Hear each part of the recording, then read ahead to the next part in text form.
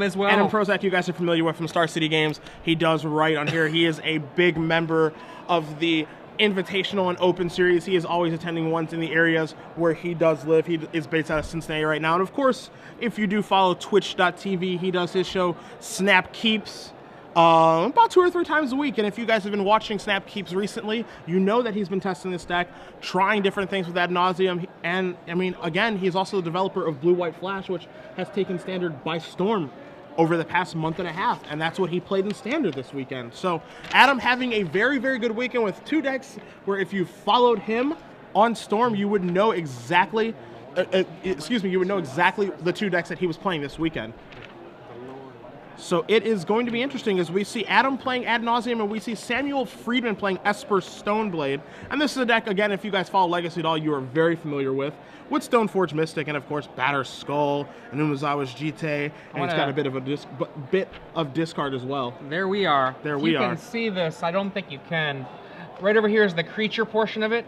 It's empty except for 3 letters. LOL, yep, says Adam Prosak. Those are the creatures in Adam Prozak's deck. The old LOL. Absolutely none in his deck list. He does not have any in the sideboard either. Sometimes you might see some like random little insects running around, but nope, Adam is very pure, going with the Burning Wish style stuff. Pardon me, not Burning Wish. My bad, incorrect with Ant. No Burning Wish is an Ant, my bad. But yeah, I like seeing the lols there from Adam Prosak. Adam Prosak, his podcast, his broadcast when he does that, he's a great Magic player to watch, I think. Of course, he thinks of the game a bit differently. You know, it takes a creative and very smart person to come up with the Blue-White Flash deck in Standard. No one else was doing it before him, and a lot of people are doing it after him. But we are in Legacy mode, and where we're going to start here is a Ponder, a card that Adam is obviously familiar with, not just from his Delver days, but he's also playing it in his deck this weekend in Ad Nauseam Tendrils, as we're going to see a Ponder here from Sam Friedman. And go ahead, I'm sorry. If you're just joining us, this is the final round here.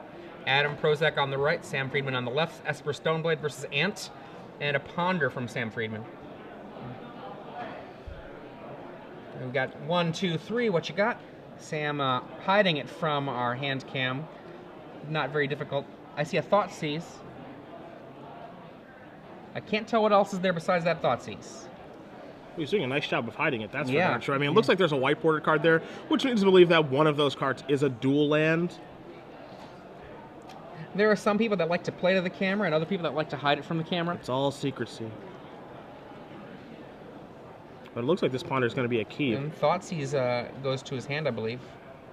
If he ordered that the way I think he did. And we see a Swords of Plowshares, a Flooded Strand, a Force of Will, some other cards here. And what we're going to see is a Preordain here from Adam, showing us an Underground Sea and a Polluted Delta. Adam is going to keep those right on the top, take the Polluted Delta, and pass on back, which leads me to believe that the man needs lands. Adam Prozak's list has 6 cards for interaction, and that is 4 Duress, 2 Cabal Therapy. If you want to be more of a stickler, you could say he's got 7 cards for interaction, because there is that Tendrils of Agony. And what you are going to find here is one of the cards that Adam does not have, which is a Thoughtseize, and that's showing us a Duress, it's showing us a Dark Ritual, a Polluted Delta, along with the Lotus Petal. And the card in the middle, I'm not quite sure, honestly, what that one is, but he is going to take the Dark Ritual, cut off the mana sources, which is key to stopping the Ad Nauseam deck from going off. Was that that was a different art Duress? Okay. And Adam is going to take a look here, and what he's going to see is a hand that he is very, very happy to see. You see a Force of Will, you see 2 Swords of Plowshares, and you see a Flooded Strand. Force of Will, an important card in this matchup. Swords of Plowshares is not, so that's likely what Duress is going to end up taking, and it's going to leave Sam with 2 dead cards and his 3rd land. Yeah.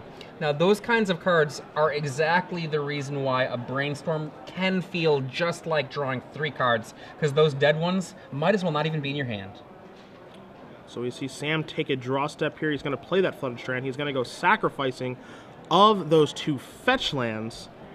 He's going to search out likely some dual lands here, but we'll find out for sure in just a second. And it looks like he has something that he wants to cast on his main phase very badly right now, but we're not quite sure what it is. Is he got, I don't know, is it going to be a Snapcaster plus another discard spell? From the yard, Snapcaster Thoughtseize? Well, there are 4 Snapcaster Mages here in Sam's deck list. There's also 1 Vendilion Click. I'd be a little surprised to see a Vendilion Click right now, but it does feel like a Snapcaster Mage, and that's exactly what it is. It is targeting that Thoughtseize that you spoke of. And you'll see Adam's hand is a Duress, a Lotus Petal, and a Polluted Delta. So not too much going on here for Adam. Really not too much Adrian going on for either player. Yeah, well, I mean, one of the things about Adam's deck is with this mana acceleration, he gets rid of that Lotus Petal. There's a Duress left in his hand. With the mana acceleration, all he needs is a single ad nauseam. It's not like he's going to be trying to do the Storm effect to go off. It's the Storm effect he uses to get the kill. So it's a bit different than a lot of other decks because he can just push through his entire deck. All he's going to do, get to that ad nauseum, and then finish off with the Tendrils. You see a big draw there from Adam. He drew a Dark Ritual to go along with a Lion's Eye Diamond. He also drew an ad nauseum. So his draw steps have been relatively good thus far in this bit of a mid-game. While he is being clocked a little bit by Snapcaster Mage here, it's not enough pressure to force him to do something, but Jace the Mind Sculptor very well may be. So we're going to see the big die move on there. 3 counters to start. We're either going to see a Brainstorm or we could see a little Fate Seal. I mean, with those 2 swords in my hand, if I were Sam, I would just... the question for me is, can I get a Force of Will now? Please, please, just give me a Force of Will right now. Oh, that is not the look of a man with a Force of Will. And the one thing about that Force Will that you do speak of is Adam has the ability, because of that other Duress in his hand, to make sure that the coast is clear at some point, and then if it is clear, it's go time. And we do know that he does have a Dark Ritual, he does have a Lion's Eye Diamond, and he does have that ad nauseum. He'd probably feel a little bit safer if he does have another ritual type effect, and he does draw a Preordain for the turn. So he's going to get to scry 2 cards here. Gemstone Mine and an Infernal Tutor. Infernal Tutor, not bad. Obviously combos very well with a Lion's Eye Diamond. And for those of you guys who are not familiar with Infernal Tutor at home, we are going to bring it up on screen for you because it is one of the more unique tutor effects that Magic has ever seen. Infernal Tutor has this joyous ability that, it's kind of funny, Rakdos's old thing from Ravnica. Is your hand empty? Are you hellbent? But for new Ravnica, we're doing Unleash, and Unleash and Sorcery is something that I don't know how that would work. But I know how Hellbent works. And again, it's if you have no cards, you're actually able to search a card for your library and put it in your hand. So it is just a demonic tutor. Yeah. As you know, as powerful as that card was in the past, you have to work for this one a little bit here. But even the front half of that card can be okay. Absolutely. It does have its uses, even though it is a little bit restrictive. Lion's Eye Diamond. When this card was first printed, people asked themselves, why on earth would I ever want to do that? Yeah. And with good reason, of course. And now, a lot of the argument that a lot of people make in Legacy, of course, is with the power level of certain decks in this format. You know, there's very fair decks like Goblins and Maverick, and then there's completely busted decks. And whenever someone talks about a busted deck, they basically say, why aren't you playing a Lion's Eye Diamond deck? As long as that card's legal, I'm going to play with that card. But we do see Adam finally resolve that Preordain. He is going to put the Infernal Tutor into his hand, and it's going to be interesting to see is he going to go for it right now? As we see a Duress here. And what we see is a handful of swords. Okay, look at that, the storm count. That is an indication of what he's planning on doing this turn. Now, can Adam move in? 1/2 mana. Well, I don't think he'd be sacking these if he wasn't going to do something. So, Adrian, we might have a storm brewing.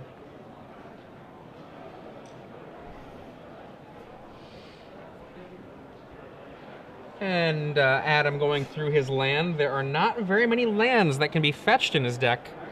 A grand total of what I will call 8 real lands, 6 of them fetchable.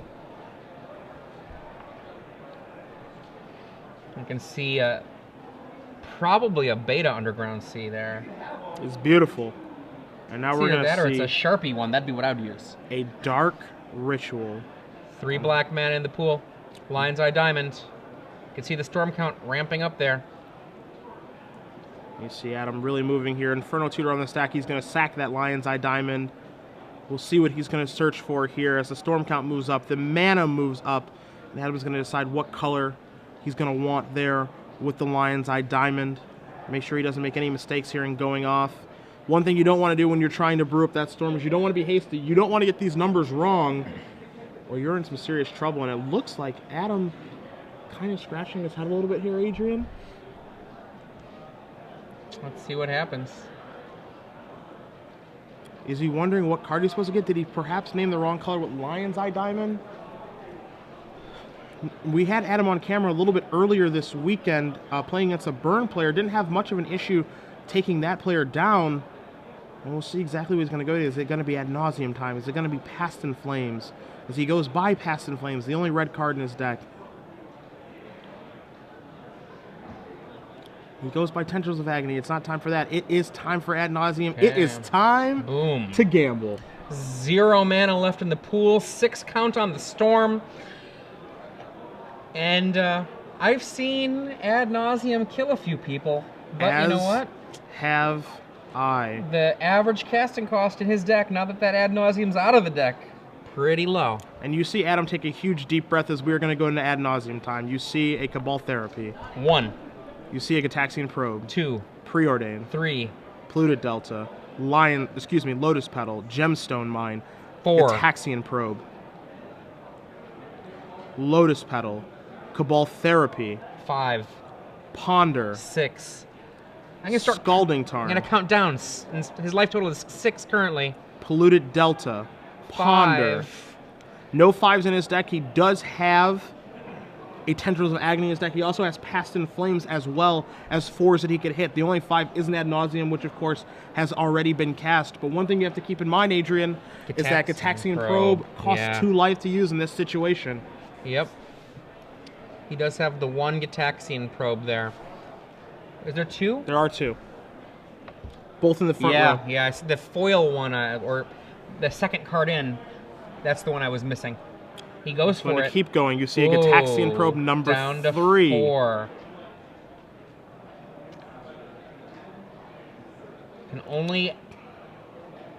He can only cast for free 1 of those 2 probes. And now he's doing the math here and he's saying, okay, what can I do? Do I have to get lucky? Do I need to find a Lion's Eye Diamond? Do I need to find a Dark Ritual to be able to go off? Can I risk trying to hit one of these 2 4s as he's rearranging everything right now? He's already played his land for the turn. Excuse me, so that's not going to save him, but you know, those Lotus Petals are going to act like lands this turn. But again, as you said, the converted mana cost in this deck is relatively low, but he does have those 2 4s that he can hit. If at any point Adam turns over a Past in Flames or a Tendrils of Agony, he's going to die, but it looks like he has put the brakes on ad nauseum, and he says, this is enough. Yep. Now remember, that Snapcaster Mage is no joke. Yeah. He's sitting there ready to do 2. Those hits that Snapcaster Mage did, they changed the complexity of this game. You know, I'm sure Adam wouldn't mind another 6 points of life to go through with this ad nauseum. You see him setting aside cards, building a plan right now, sculpting a strategy. He's been doing this all tournament long. I believe he is 6-1 with Storm this weekend. Goodbye. Preordain, Gataxian Probe, Cabal Therapy, land, and a card that I can't quite make out. He has 2 Gataxian Probes, a Cabal Therapy, a Preordain, and 3 lands are being put into the graveyard. So it looks like to me he is just simply... He basically sculpted himself a hand in an attempt to go off again. And left himself at 4 life. Snapcaster Mage going to be able to knock him down to 2 life. Snapcaster Mage and Jace the Mind Sculptor, 2 Titans waiting to try to knock Adam out. Adam, a hand full of cards, 7 cards, tons of free mana in Lotus Petal, lots of Larvae manipulation.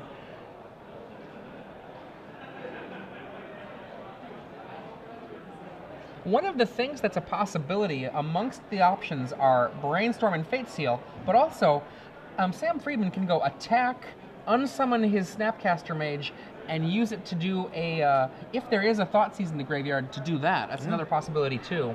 I don't know that that's going to be as good as a Brainstorm from Jace, but it is an option. Let's see what he does.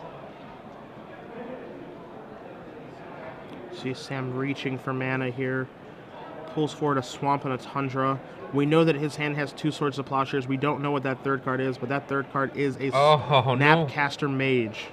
Wow. And that is a Ponder. One of those cards revealed was a Force of Will. The last one was a Tundra. The top one we did not get to see very well. Keep in mind as well, Adrian, that Jace has not been used yet. That's right. Fate Seal, Brainstorm, all of those things still an option as Sam is shuffling away with the Ponder. If you're Sam, Adrian, is there a specific card that you are looking for right now? As I know you do have his deck list in front of you. Is there something that really stands out to you? It's a rough one. I mean, Force of Will is a card he shuffled away. So that would have been the card I would have imagined. But he does know Adam has discard cards in hand. So perhaps what he's looking for is his own discard right now. And now you're going to see Jace Brainstorm. You see him hit a Ponder, a Spell Pierce. Yeah, that's going to be very valuable. And it wouldn't be a surprise to see these swords be put away. Obviously, they're not going to do very much in this matchup. About all a swords is going to be able to do is gain 2 life. And now you see an Inquisition of Kozilek, revealing a Ponder, a Scalding Tarn, a second Ponder, 2 Lotus Petals, a Gitaxian Probe, and a Cabal Therapy. It's either the Ponder or the Cabal Therapy, I think. Ponder makes the most sense to me. There's 2 Ponders, though. Jeez. This is a tough one. Adam has made it very difficult. It's also interesting, too, that he decided to keep a Cabal Therapy. And the reason that he did that, of course, is to make sure that the coast is clear when he tries to go off. But what is he going to name? You know, Samuel has seen a lot of cards this turn. Is he going to name Force of Will? Is he going to be smart enough, intuitive enough to name Spell Pierce? Would he be so inclined to play around a card like Flusterstorm? We see Ponder gone.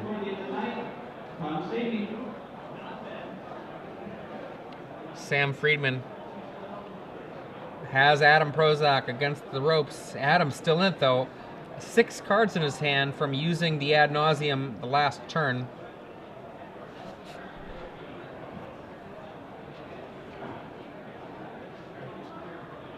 And to Adam, this is the moment of truth. Wow! Oh, look at that look on Adam's face. Oh, boy! Woo! So Adam last turn, after doing a lot of calculations and, you know, moving the cards around of what were lands, what were spells, what made mana, what didn't make mana, you know, what Phyrexian mana cards I had, he decided to put the brakes on Ad Nauseam at 4 life, and the top card of his deck that he drew this turn was a Past in Flames, which its converted mana cost is 4. The foresight, the ability. And now we're going to see a spell here. It looks like he's going to be leading off with a Gitaxian Probe. This is going to be the classic Peak, followed by a Cabal Therapy combo.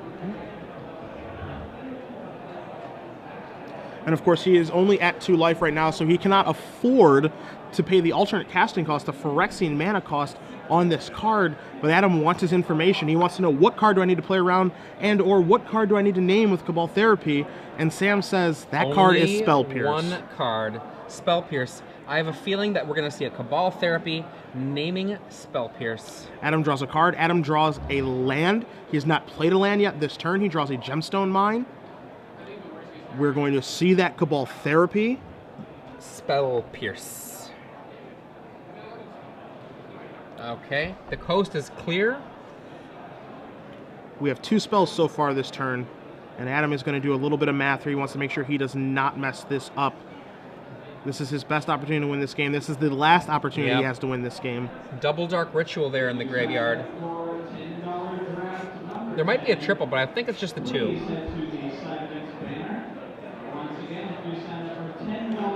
Ponder. You see looking a Ponder. For some more action. It feels like to me he's looking for Lion's Eye Diamond, and he found 2. Oh, wow. And he wants to make sure. He wants to make sure, and he takes a Lion's Eye Diamond. That was exciting. And here come the zeros. The land for free. 3 counters on the Gemstone Mine. 0, 0, 0. 2 Lotus Petals and a Lion's Eye Diamond. We're moving the storm count up now. And we're going to see Past in Flames cast for Xaxes in response Lion's Eye Diamond. We'll see what color he's going to name. It's likely going to be black. He's going to lose his hand. Storm count's going to go up to 7. He's going to have to discard that Scalding Tarn. And as you said, there are 2 Dark Rituals in the graveyard. So you'll see 1 Dark Ritual.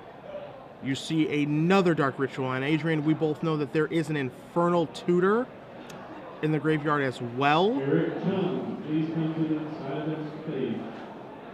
Boom.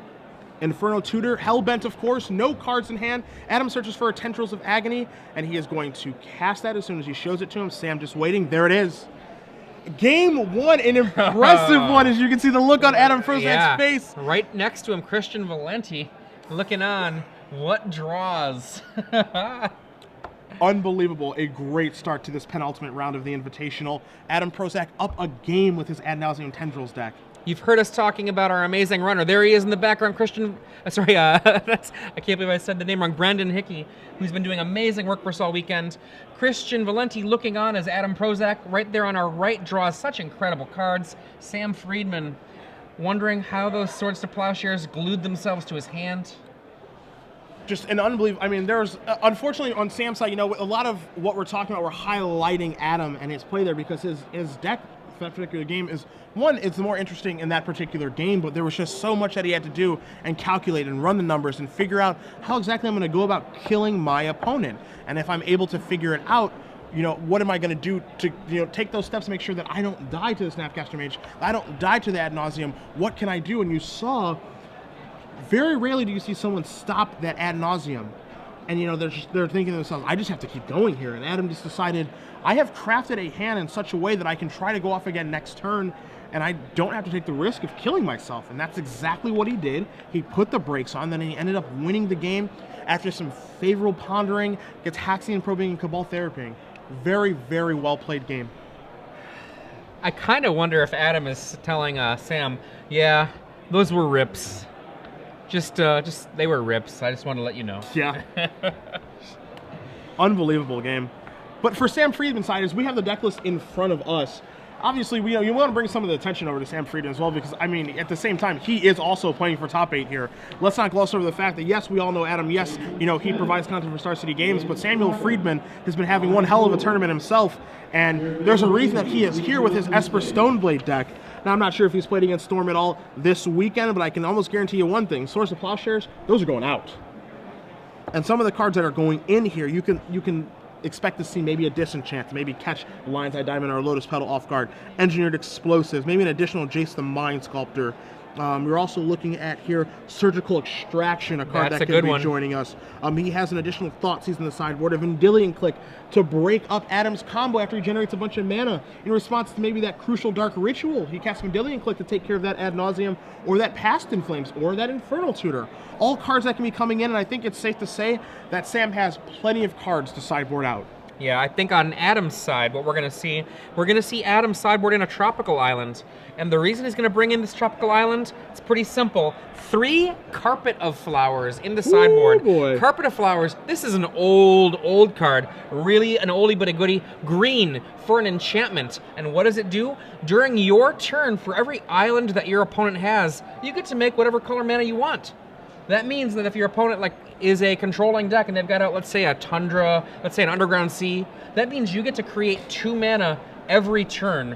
And if they lay out another island, that's yet another bit of mana. And what are you going to do with this mana? Well, you're a deck that casts Ad Nauseam, so you're going to go off, win all that much faster, be able to do all of the things that Adam was doing in this last game, but off of the strength of a single card generating that ton of mana. I was talking to him about his deck earlier today, looking at his sideboard, stopped in that Carpet of Flowers, and he looked up at me and he said, yeah, that's been a goodie. Carpet of Flowers is a card that has been overlooked by just a lot of people. It's just a card that doesn't really get a lot of press, but it does one thing. It's very niche-y, but it does one thing, and it does it very, very well. Absolutely. You typically find it in the Enchantress decks, either in their sideboard. Some of them start the main deck. I know that Chris Anderson has been playing Andrew Cuneo's take on Blue-Green Enchantress. That deck has been known to main deck Carpet of Flowers, because even though there are some matchups where it's not providing an advantage, at least in that deck it's drawing a card. Yeah. Now here, in the Storm deck, it's much more suited to be in the sideboard sideboard, but this is a card that, I think you said they don't make hosers like they used to earlier today with your chills and your chokes, and this is exactly what you're talking about. This is a hoser right here. It's funny, it wasn't respected as a hoser at the time, but it has proven the test of time. One of the other cards he's going to bring in is going to be another Cabal Therapy.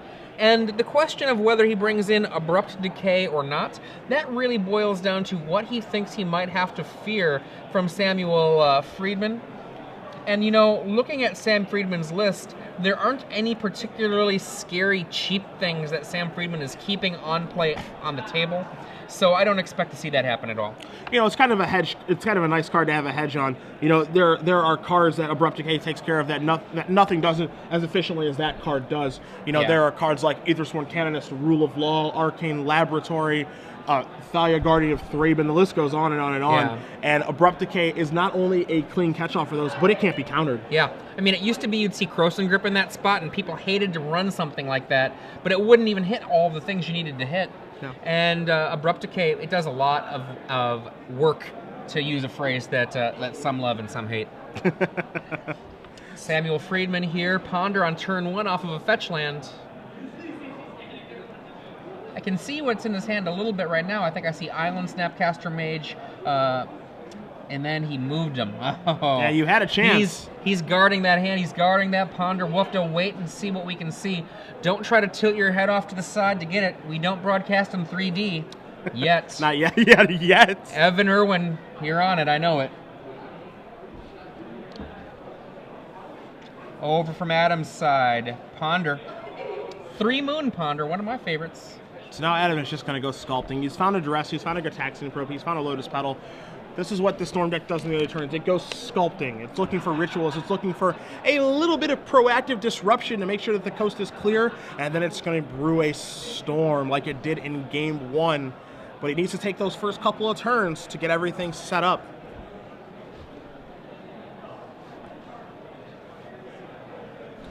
You see Samuel Friedman, he draws his card for the turn. It is a Flooded Strand.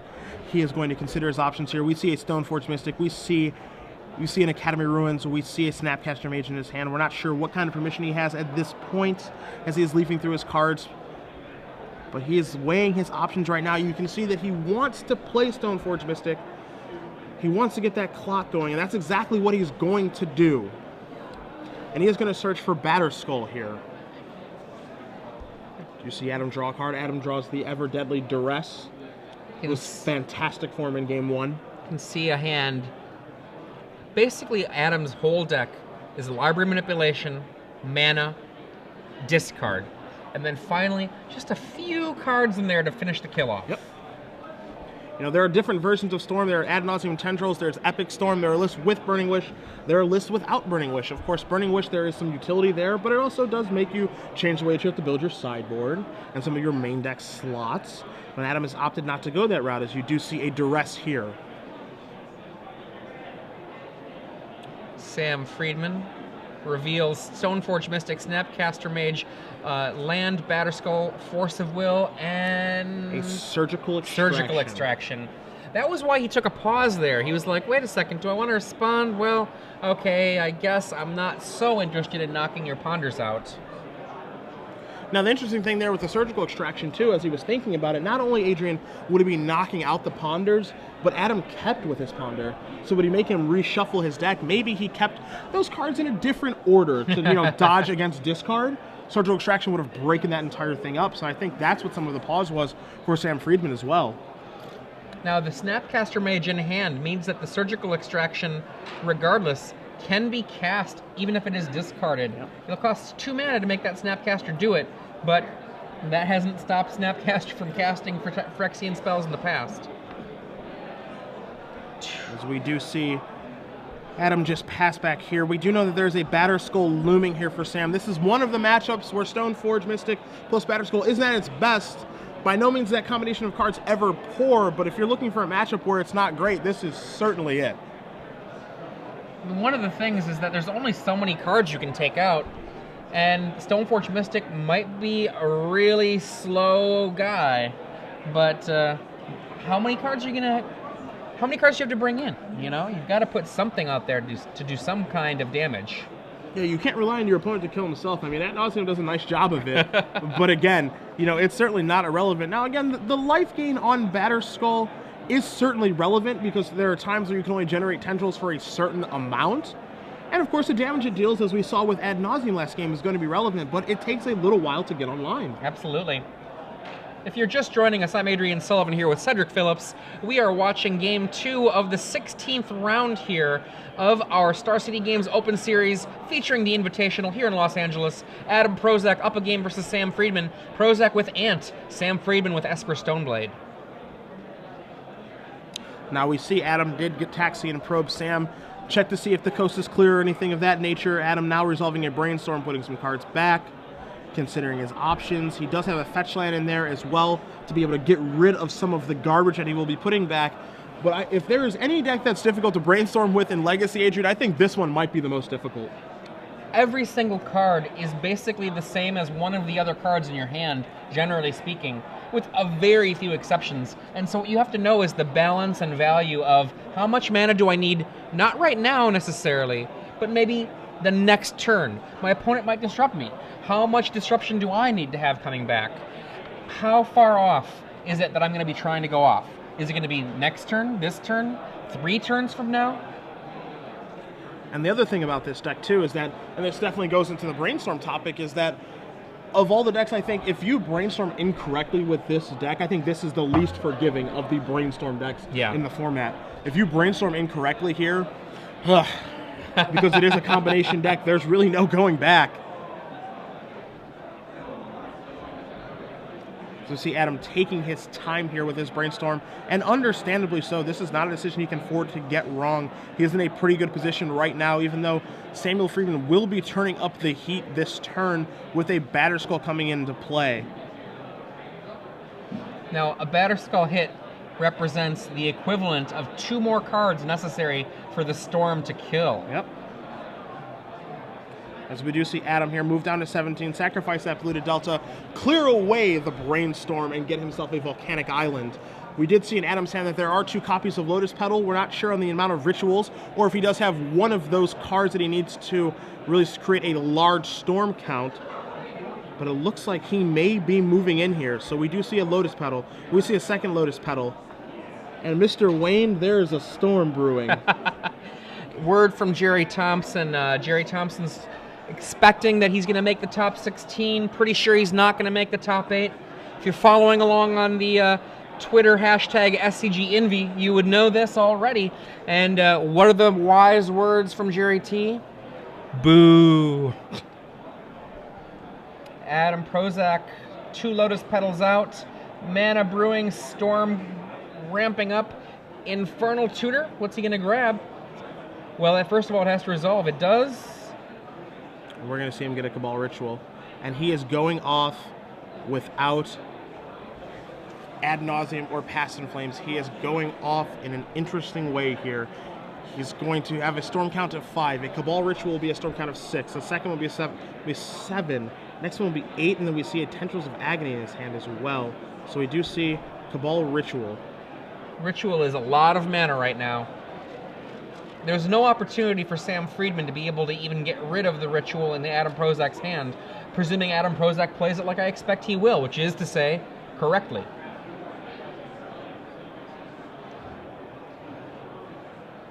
Now this is interesting.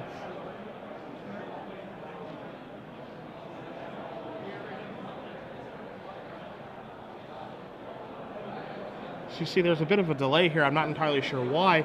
I think maybe the thought of Cabal Ritual being on the stack is the question here.